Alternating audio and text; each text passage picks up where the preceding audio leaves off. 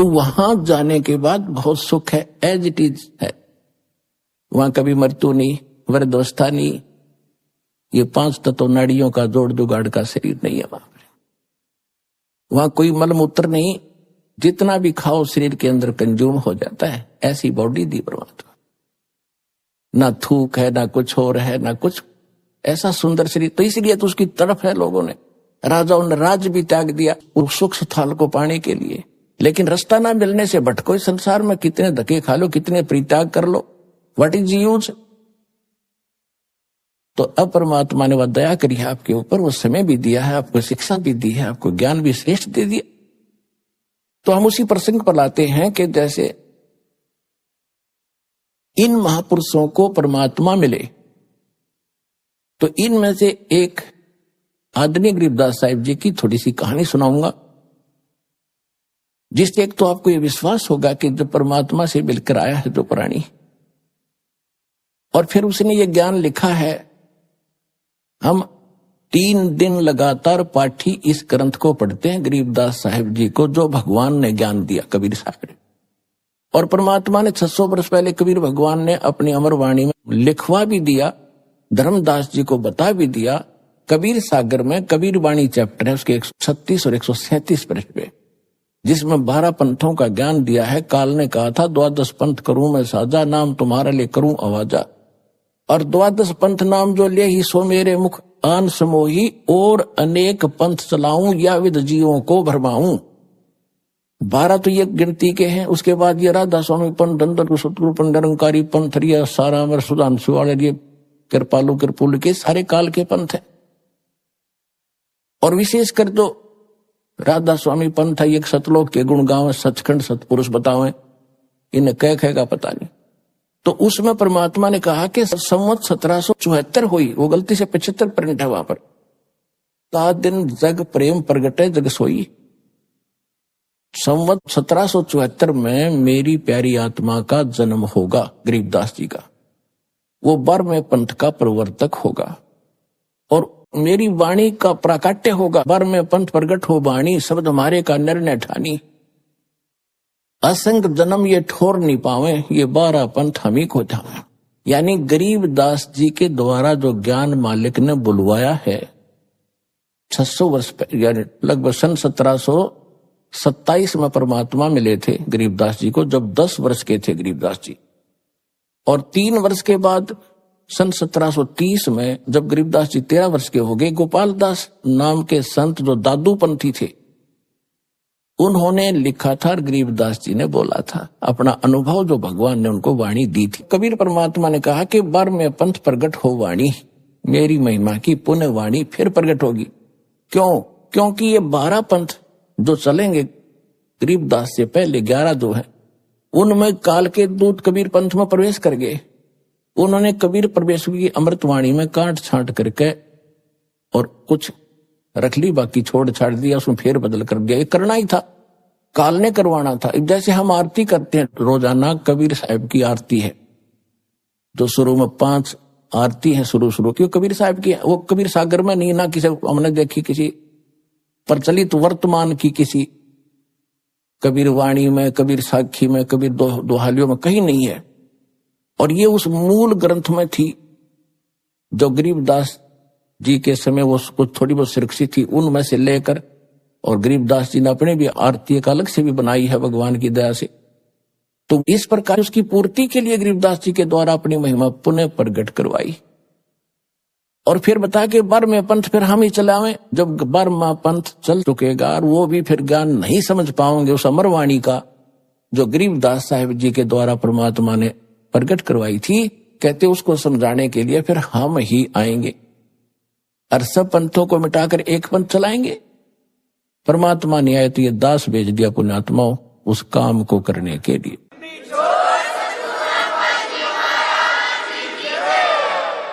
आदरणीय गरीबदास साहिब जी का जन्म गांव छुड़ानी, जिला ददर, हरियाणा में हुआ। वहां पर इनके नानके थे। इनकी माता जी का कोई भाई नहीं था, जिस कारण से गरीबदास जी के पूज्य पिता श्री बलराम जी धनखड़ गांव करोथा के रहने वाले थे, जहां अपना आश्रम है। और वो वहां छुड़ानी के अंदर वो घर जमाई के रूप में रहा करते थे। गरीबदास जी के नाना जी के जमीन बहुत गड़ी थी, लगभग 1300-1400 एकड़ जमीन थी, 1400 एकड़। किसान थे, जाट थे, तो वहीं रहने लग गए थे। वहीं पर गरीबदास जी का 12 वर्ष रहते हो गए थे तब जन्म हुआ था। जब 10 वर्ष के गरीबदास जी हुए, खेतों में गौवें चराने के लिए जाया करते थे। पहले ऐसे ही परंपरागत जो व्यवसाय होते थे वही करते थे। श्री कृष्ण जी भी गायें चराया करते थे और उनके दूध को, बच्चों को बेचकर अपना निर्वाह किया करते थे। ऐसे गरीबदास जी के वहां अपनी जमीन बहुत गणी, 1400 एकड़, 2500 बीघा, बड़ा बीघा होता था, जो जिससे 5 बीघे से 1 एकड़ बनता वर्तमान का। तो उस समय वो बीघा इन बीघों के 4.25 बीघे का 1 बीघा होता था, 4.25 यानी लगभग किला ही हो जाता था, 1.25 बीघा कम। तो इस प्रकार वो 2500 के बीघे के 1400 एकड़ बन जाते हैं, 1350। इतनी जमीन थी और वो जंगल में पशु चराया करते थे, गौओं के साथ पाली जाते थे। 10 वर्ष के बालक थे। अब कहते गोता मारूं स्वर्ग में, जा बैठूं पाताल, गरीबदास ढूंढता फिरूं अपने हीरे मोती लाल। और जैसे परमात्मा का विधान दासना भी बता, वेद में प्रमाणित करते हैं कि वो वहां से सह शरीर आते हैं, अच्छी आत्माओं को मिलते हैं। तो गांव छुड़ानी के खेतों में, जंगल में अपने ही यानी खेतों में गौ चरा रहे थे। और छुड़ानी से एक कबलाना गांव है, सीमा लगती है। कबलाना गांव झज्जर से बहादुरगढ़ रोड के ऊपर मेन रोड पे है, और छुड़ानी गांव जो है उस मेन रोड से 1.5-2 किलोमीटर हट के अंदर है। एक दुल्हेड़ा गांव से सीधी रोड जाती है, कबलाना से भी अब बाद में निकली है एक रोड, छुड़ानी जाती है। तो कबलाना से छुड़ानी गांव को एक कच्चा रास्ता जाता था, उसी पर सड़क बन गई। अब उस कच्चे रास्ते पर गरीबदास साहब जी गौ चरा रहे थे। ये सन 1727 और संवत 1784 फाल्गुन सुदी द्वादशी, यानी फाल्गुन उतरते की चांदनी द्वादशी दिन के लगभग 10 बजे परमात्मा सतलोक से आकर उतरे। एक जिंदा महात्मा का रूप बनाकर कलयुग में ये जिंदा महात्मा के रूप में सभी महापुरुषों से मिले। और ऐसे रस्ते रस्ते आते दिखाई दिए थोड़ी दूरी से। तो पहले साधु संतों के प्रति एक विशेष आस्था, श्रद्धा प्रत्येक की होती थी। सभी ने देखा महात्मा आ रहे हैं, तो जितने भी और 8-10 बड़े पाली थे, गरीबदास सबसे छोटे थे 10 वर्ष के एज में। कोई 30 वर्ष का, कोई 20 वर्ष का, कोई 50 वर्ष के, और बड़े बड़े भी थे। वो सभी खाना खा रहे थे एक जांडी के पेड़ के नीचे बैठ के। तो परमात्मा आते दिखाई दिए। संत तो सभी ने कहा महाराज आओ आओ महाराज, बैठो, भोजन पाओ भोजन पाओ। सभी ने आदर सत्कार से, वो तो आए इसीलिए थे, वो बैठ गए। फिर कहा जी भोजन पाओ। परमात्मा ने कहा कि भोजन तो मैं भाई खा के आया हूं अपने गांव से। उन्होंने पूछा आपका गांव कहाँ है? कि हमारा गांव सतलोक है। कितनी दूर है यहां से? परमात्मा ने कहा 16 शंख कोस की दूरी पे। अब बच्चों ने सोचा 16 कोस दूर होगा, क्योंकि आपस में इतने परिचित होते नहीं थे उस समय, कन्वेंस ठीक नहीं था। तो वह बात तो भूल भाल गए। महाराज भोजन खाओ। भाई भोजन नहीं खाऊं तो महाराज जी दूध तो पीना ही पड़ेगा, हम ऐसे नहीं जाने देते अपने अतिथि को, हमें पाप लगेगा। परमात्मा बोले भाई ठीक है, दूध पिलाना है तो मैं कुंवारी गायों का दूध पीता हूं, जिसका बैल ने टच भी ना कराओ। हो। तो जो बड़े बुजुर्ग थे, बड़े मैच्योर से थे पाली, वो कहने लगे बाबा जी आपकी दूध पीने की नीत को नहीं, आप तो मजाक करते हो। अब गरीबदास जी छोटे बालक थे 10 वर्ष के, कहने लगे महाराज जी देखो ये गाय है छोटी सी कंवारी, दूध पीना छोड़ रखा इसने, और ये कैसे दूध देवेगी? परमात्मा बोले दूध निकालने का कोई बर्तन है? हाँ जी एक बरोला है, जैसे पानी पीने का या लस्सी का ले जाती तो मांझ धो के साफ करो, कर दिया। और कहा कि बच्चिया के नीचे पकड़ कर बैठ बच्चे, सतन के नीचे रख ले, दूध निकलेगा इसमें। अब बालक था गरीब, और औरों को तो जच नहीं रही थी। बच्चा देखने खातिर देखो क्या होगा, पकड़ के बैठ गए गरीबदास जी गाय की लेवटी के नीचे, सतनों के नीचे कर लिया। परमात्मा कबीर साहब खड़े हुए, बच्चिया के हाथ अब तपी मारी कमर पे। उसी समय लंबे लंबे सतन हो गए, दूध की धार बंध गई और बर्तन भर के अपने आप रुक गई। बोलो कबीर भगवान की जय हो।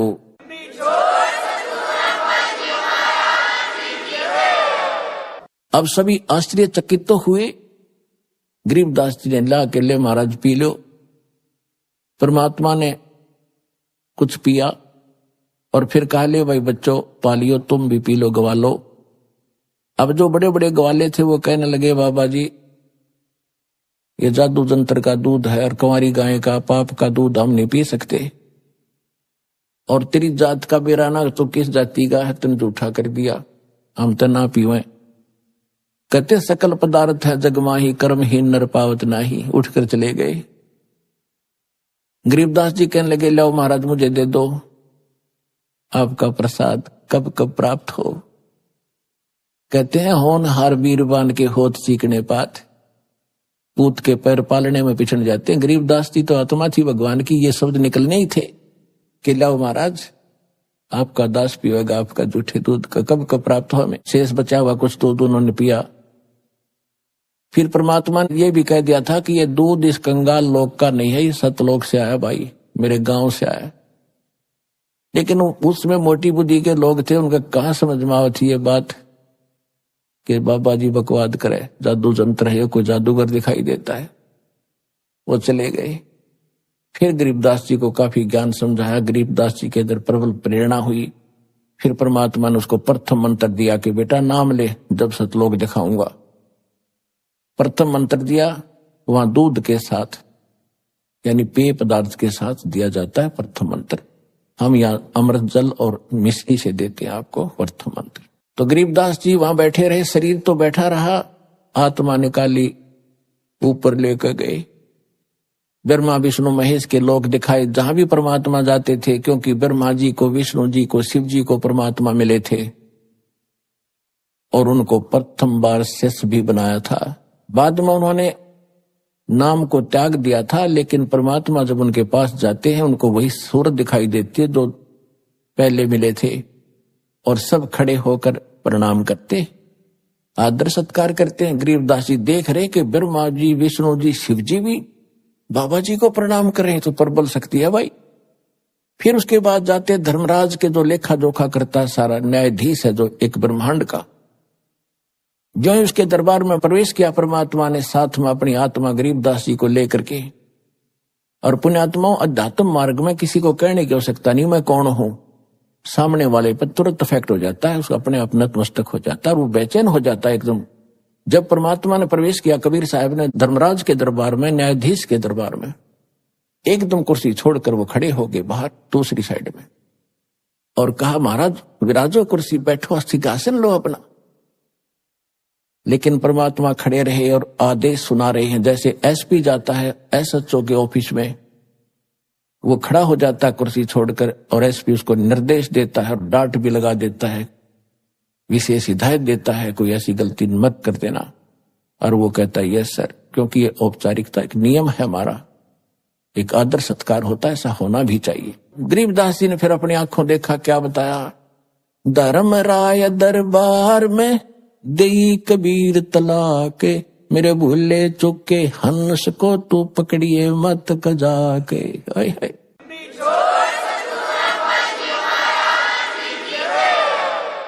जिस न्यायाधीश के सामने ब्रह्मा विष्णु महेश कांपे और उनको परमात्मा कजा कह रहा, कजाक ए नालायक, कजाक माने नालायक, ए नालायक, मेरे भगत को जिसने मेरा नाम ले रखा हो मेरे परम संत से, उसको छेड़ मत देना।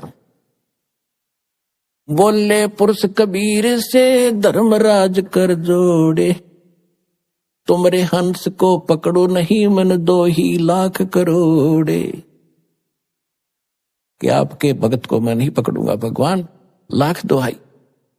फिर उसने अपनी व्यवस्था प्रकट की कि हे भगवान, मेरी एक समस्या है कि आपकी शरण में आने से पहले जितने भी प्राणी हैं, इनके पूर्व जन्म के जो संस्कार है, मेरे पास अकाउंट है उनका, और यहाँ का नियम है जैसा जिसने कर्म किया है दोनों भोगने पड़ते।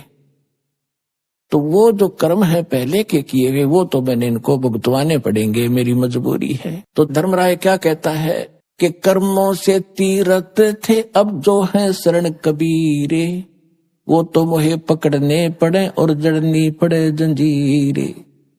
उनको तो मैंने पकड़ना पड़ेगा वो दंड भुगतवाने के लिए। तो क्या बोले परमात्मा, कर्म भरम ब्रह्मंड के मैं पल में करहूं नेश, जिन हमारी दुहाई दी सो करो हमारे पेश। ओए होए कि जो भी तैने इनको मूर्ख बना के ये पाप करवाए, तूने करवाए है। जैसी यहाँ की सरकार है, एक तरफ तो ठेका खोल देंगे, शराब खोल दी, पियो छक्के, और फिर कहते हैं न शराब पी का हाउ लड़ करा, इसको अंदर कर दो, और शराब पी कर रामायण बांचेगा, हाउ लड़ा करेगा वो तो अकल देखो इनकी।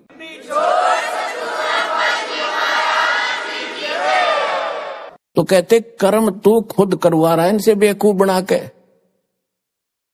एक तो इनके अंदर ऐसी वासना भर दी, विकार करें, बकवाद करते हैं, फिर दंड लिख दिया कि ये दंड तेरे को ऐसा करेगा तैसा दंड।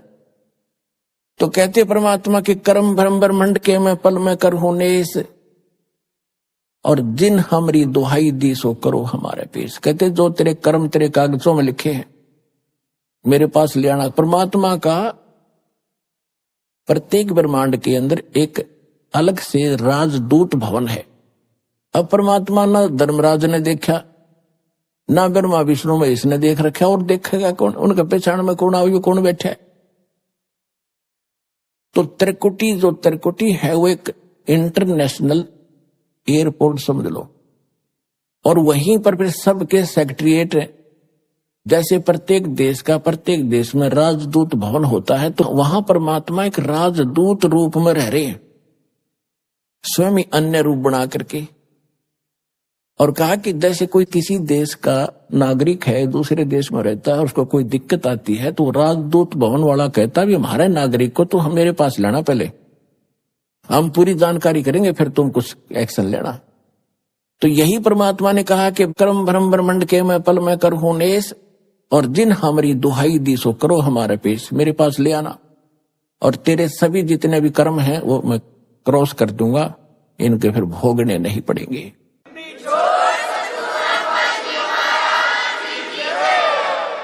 और परमात्मा भी अपनी अमर वाणी में कहते हैं, जब ही सतनाम हृदय धरो और भयो पाप को नाश, जैसे चिंगारी अग्नि की वही पड़े पुराने घास। यजुर्वेद अध्याय नंबर 8 के श्लोक नंबर 13 में भी स्पष्ट किया है कि परमात्मा घोर पाप का भी नाश कर सकता है, घोर अपराध को भी अपने भगत के पाप का नाश कर देता है, खत्म कर देता है।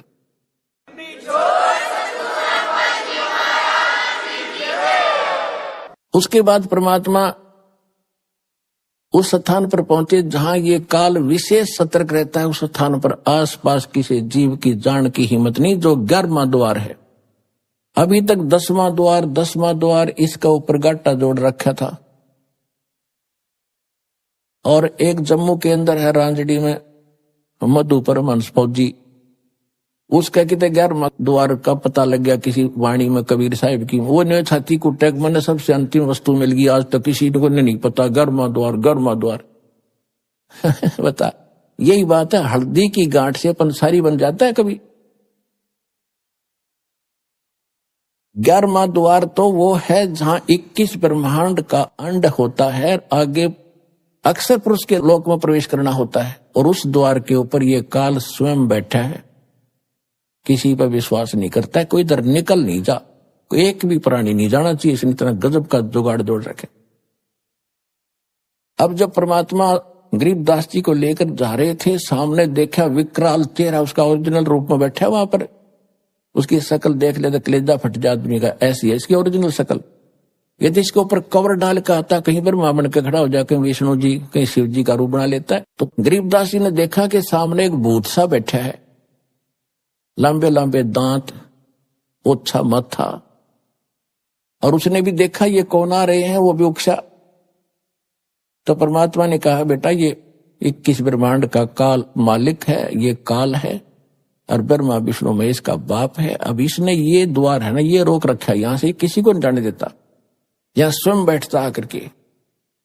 और देखना मेरे पास एक सतनाम है, उसका मंत्र जाप करूंगा श्वास से, और ये ऐसे झुक जाएगा जैसे फनपति मंत्र सुन रखे फण सकोरे, ऐसे बीरा मेरे सतनाम से ये काल लवे मुंह मोड़े।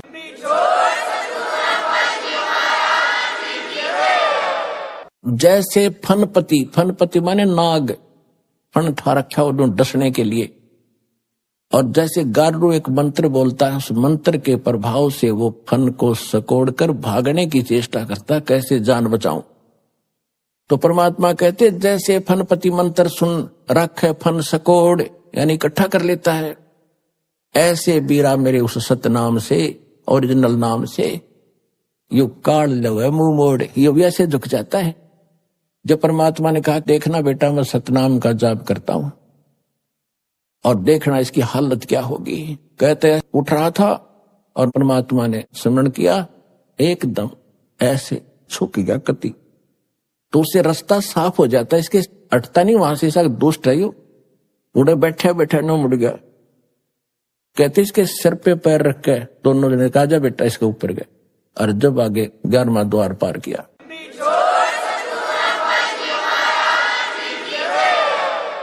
ये यहाँ बनाओ बात तो समाधि ला के मूर्ख बना रखे, ये कहां जाएंगे, 10वां द्वार पार नहीं कर सकते ये लोग। कहते ब्रह्मेंद्र के घाट को खोले तो कोई एक द्वारे से फिर जाते, ऐसे बहुत अनेक। अब जो 11वां द्वार पार करके अक्सर पुरुष के लोक में प्रवेश होते हैं, वो 7 संग ब्रह्मांड का लोक है, उसका स्थान है, और उससे पार करने के लिए हमने उसका टैक्स देना पड़ता है। उसके लिए जो सतनाम के अंदर 2 अक्षर हैं, एक तो ब्रह्म का, इसका टैक्स दे देंगे, जो इसका कर्जा यहां उतार देंगे, दूसरे मंत्र का फिर वहां देते हैं। अब वहां पर भी सारी व्यवस्था दिखाई, सरपुरुष और सब दिखाया भगवान ने, फिर उसमें पार किया, 12वें द्वार को पार करके फिर भंवर गुफा से निकलकर सतलोक आता है। जैसे गरीबदास जी कहते हैं, 12 दर महल मठ बोरे बहुर ना दे धरे। तो वहां जाकर देखा परमात्मा ने, नीचे से तो गए थे जिंदा महात्मा के रूप में, दूसरे रूप में बैठे हैं एक सिंहासन के ऊपर, जिसके एक रोमकूप में करोड़ सूर्य मिला दे, करोड़ चंद्रमा, इतनी रोशनी एक बाल में, शरीर के रोम में। उधर से जिंदा महात्मा ने वहां से एक चंवर उठाया और परमात्मा के सिंहासन पर बैठे भगवान के ऊपर चौर करने लगे। तो गरीबदास जी ने सोचा, अपने मन में विचार किया कि भगवान तो ये है जो मुकुटधारी बैठा है, कितना सुंदर शरीर है, ओह यहाँ का कैसा सुंदर लोक है, कैसे सुंदर बाग बगीचे, झरने बह रहे हैं, कहीं फुहार गिर रही हैं, बिन बादल के वर्षा हो रही है। इतने में क्या हुआ कि सिंहासन पर बैठे भगवान खड़े हुए एक गुम्बज के अंदर बैठे, गुम्बज बहुत बड़ा गुम्बज है, विशाल सफेद गुम्बज है, और वो महात्मा रूप में जो परमात्मा कबीर जी थे वो बैठे सिंहासन पर, और वो नूरी शरीर वाले परमात्मा उस जिंदा महात्मा के ऊपर चौवर करने लगे, जैसे सेवक किया कर अपने गुरुदेव पे। तो गरीबदास जी ने सोचा, भाई बाबा जी भगवान है या ये परमात्मा है। इतने में तेजो में शरीर उस जिंदा जो नीचे से गए थे जिस रूप में मालिक, उसमें समा गई, और इतना नूर हो गया उस बॉडी का, बहुत घना, और चंवर अपने आप घूम रहा है। जब गरीबदास जी ने चरण पकड़े हैं परमात्मा, ओए हाय आप ही भगवान हो।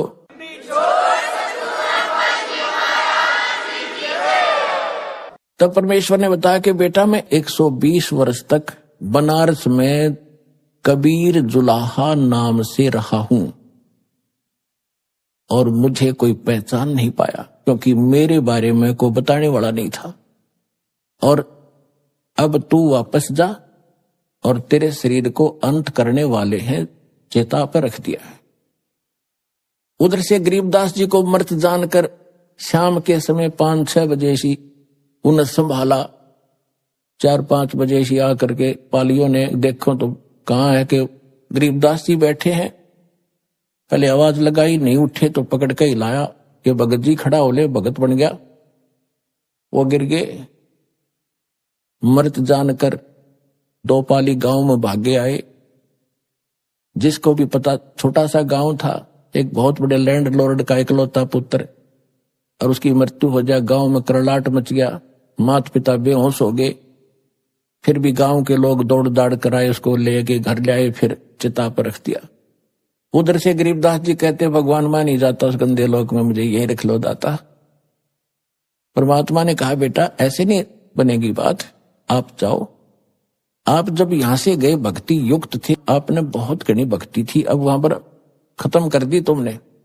उतनी ही भक्ति युक्त होकर तब यहां आ सकोगे, और मैं तेरे साथ रहूंगा, तू चिंता मत कर। और आप जाओ, मेरे गवाह बनो, आपके भाई बहनों के लिए एविडेंस देना, विटनेस बनना, तब उनको विश्वास होगा। नहीं तो काल ने बुरा जाल फैला रखे है। क्या हाल हो रहा है देख, झांक कर देखा नीचे, ये लोग ऐसा दिखाई देता जैसे कीड़े मकोड़े घूम रहे हो, कीड़े मकोड़े ऐसे नजर आते।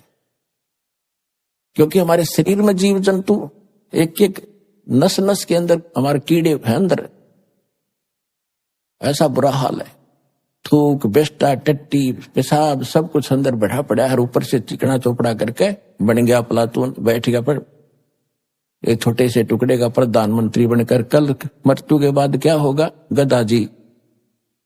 तो वो ना दिखता, वो दिखाने की आंखें बना रहा है दास साहब को, ये मोतियाबिंद हटा रहा है जो भगवान के ज्ञान से हटेगा। तो गरीबदास जी से कहा, जा बेटा, और मैं तेरे साथ रहूंगा, ऐसा मंत्र दूंगा जो थोड़े ही समरण में, थोड़े ही जाप से घड़ी कमाई होया करेगी, और जल्दी तुम उतने ही चार्ज होकर के फिर ले आऊंगा तुम्हें, अपने आप ले आऊंगा मैं, चिंता मत कर। जब गरीबदास जी को वापस छोड़ा, चिता के ऊपर शरीर रखा था, उसमें प्रवेश होते ही ऐसे शरीर हिला और एकदम उठे। ऊपर जो रस्सी बांध रखी थी सब के ऊपर, वो अपने आप टूट गई, नीचे खड़े हुए एकदम।